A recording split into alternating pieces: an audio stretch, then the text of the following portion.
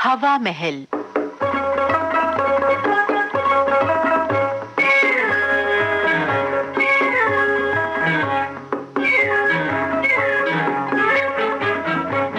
आज के कार्यक्रम में आपको सुनवाते हैं मेवाराम गुप्त की लिखी नाटिका फिर मिलूंगा।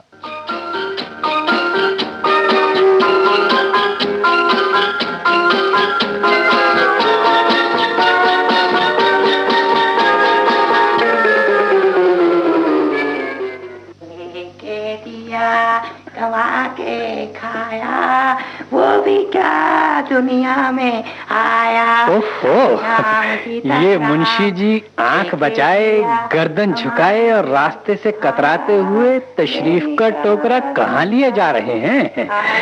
अजी मैंने कहा नमस्ते। अजी आपसे ही नमस्ते कर रहा हूँ मुंशी जी। ओफो, शर्मा जी हैं। माफ करना शर्मा जी, जरा बस यूं ही कुछ जल्दी में था। लीजिए मैं आपको डबल नमस्ते कर देता हूँ। कहिए सब खैरियत से तो है? जी हाँ, जी हाँ। अच्छा भाई फिर मिलूंगा, आज तो जरा जल्दी में हूँ, वरना आपसे कुछ गपशप हो ही जाती। अजी मुंशी जी, आज तो ना जाने किधर सूरज निकला जो आपके दर्शन हो गए, वरना आपके दर्शन ही कब होते हैं। अजी मेरे दर्शन? क्या बात कह दी शर्मा जी ने। हाय हाय हाय हाय हाय, मजा आ गया भाई।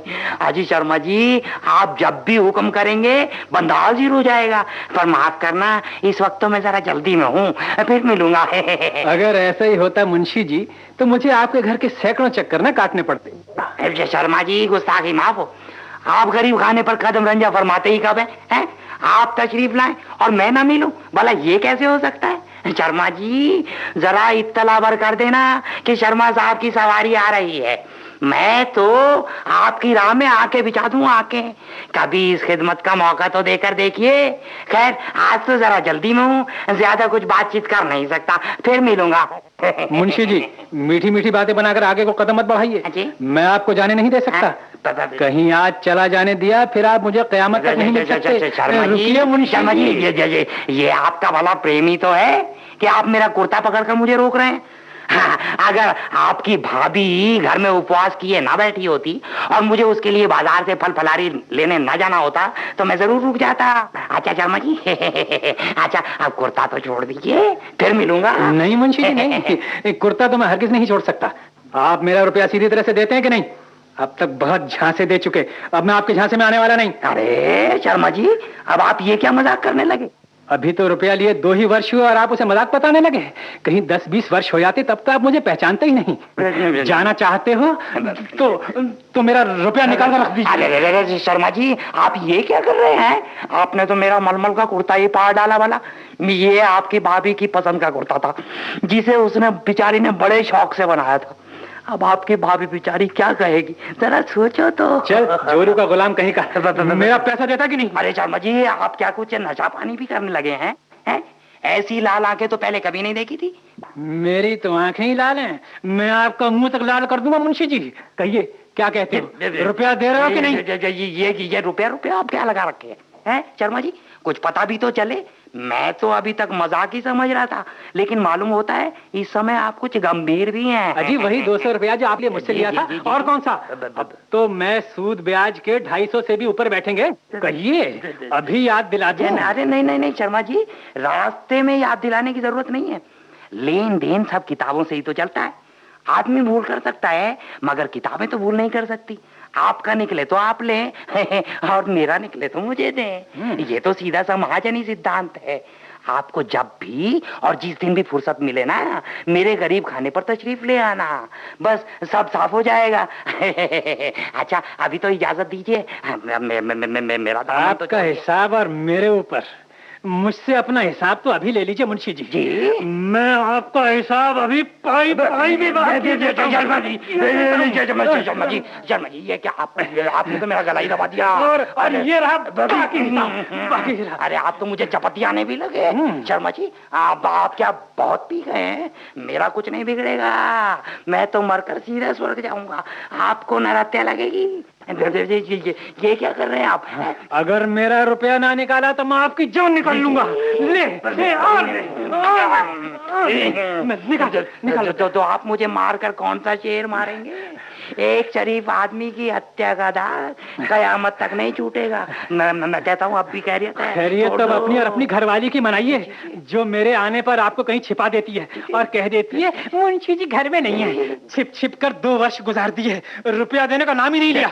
निकाल निकाल मेरा रुपया, वरना मैं मार मार कर उल्लू बना दूंगा, उल्लू बुला दूंगा सब मुंशीगिरी तेरी। निकाल निकाल। अच्छा अच्छा, तो अब आप गालियों पर भी उतर आए हैं। मैं कह देता हूँ, मैं 1 मिनट में आपकी बत्ती सी निकाल कर बात करूंगा। मुझे आपकी जवानी पर तरस आता है। अगर ऐसा ना होता तो अब तक कफन उड़ाकर हमेशा के लिए सुला दिया होता। बहुत देखे तेरे जैसे सुनाने वाले मैंने।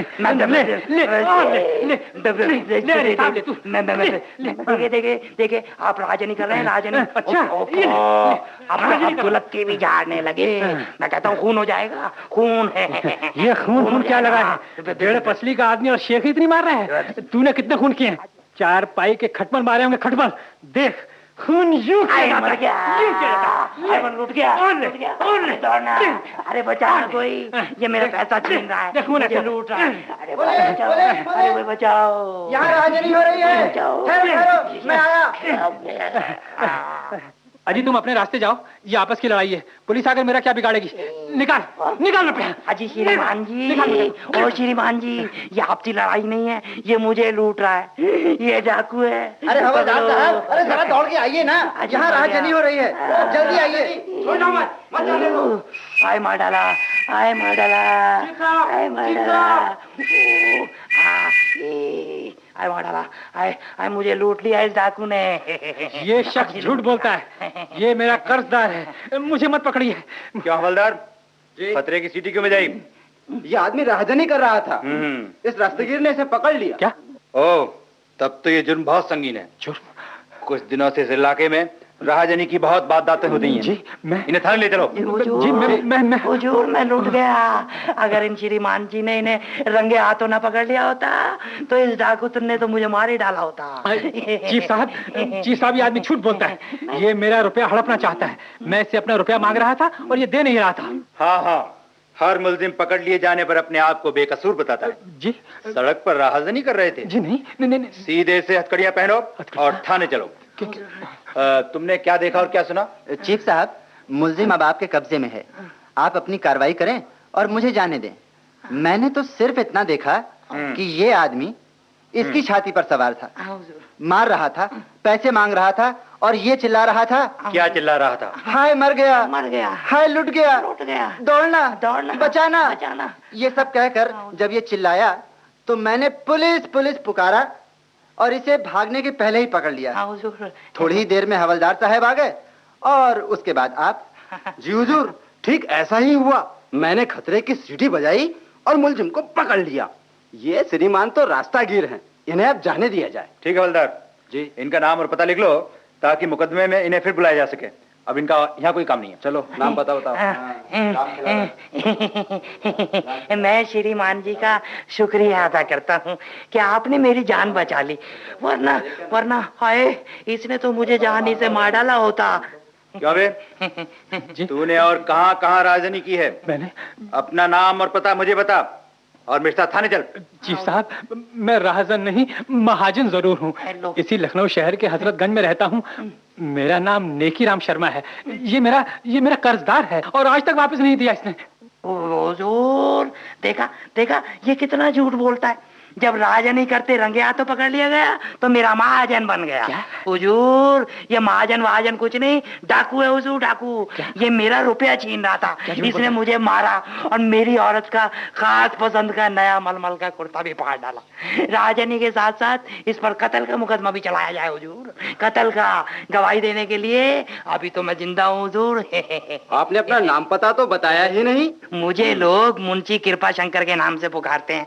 मेरा गरीब खाना डालनगंज में है हुजूर। इसे राजनी करते हुए तो आपने रंगे हाथों पकड़ ही लिया। रुपया छीनने के साथ साथ ये मुझे कत्ल भी तो कर रहा था। चीफ साहब, आप इसकी बातों को विश्वास न करें। ये बहुत चालाक और झूठा है। मैं इसे अच्छी तरह से जानता हूँ। इसकी औरत मेरी भाभी है।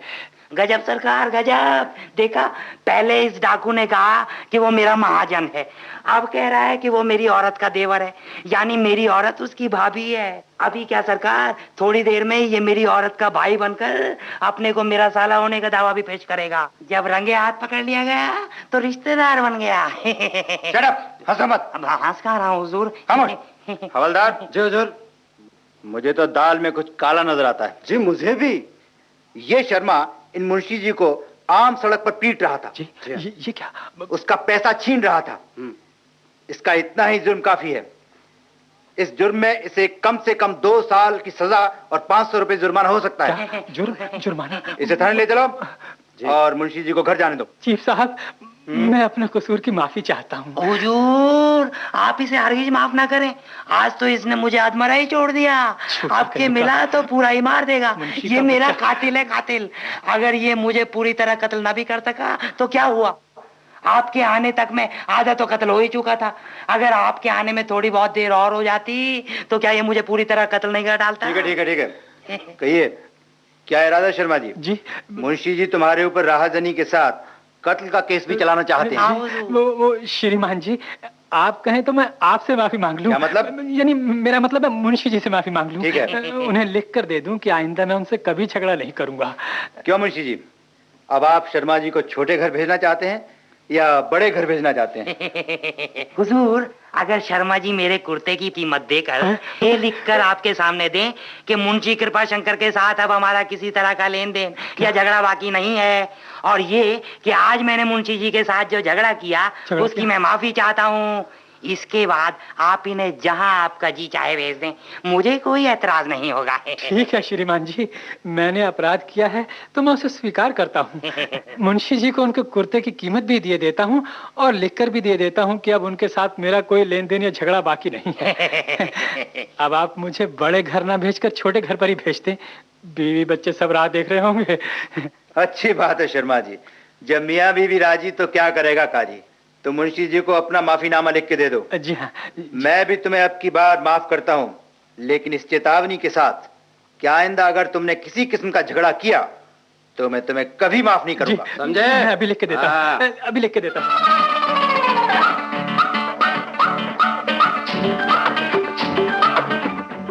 लीजिए मुंशी जी, यह रहा शर्मा जी का माफीनामा। लाइए। आप दोनों जा सकते हो। जी जी, मगर चीफ साहब की चेतावनी मत भूल जाना। जी बिल्कुल नहीं, बिल्कुल नहीं। याद रखोगे ना?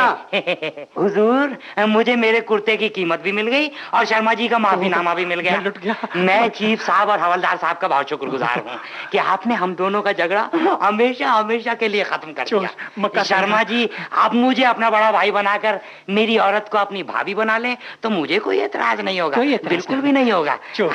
अच्छा शर्मा जी, अभी तो आपकी भाभी जी के लिए फल लेने बाजार जा रहा हूँ, वो उपवास किए बैठी राह देखती होगी, अभी जरा जल्दी में हूँ। नमस्ते, फिर मिलूंगा। लुट गया, मार सके बिल्कुल लुट गया। कुर्ते की कीमत और ऊपर से माफीनामा, ओह बिल्कुल लुट गया, बिल्कुल लुट गया। ठीक है, मैं भी फिर मिलूंगा।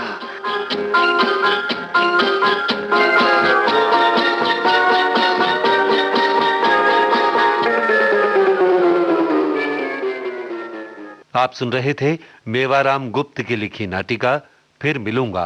निर्देशक थे पुरुषोत्तम धारवेकर। आप सुन रहे थे विविध भारती की प्रस्तुति।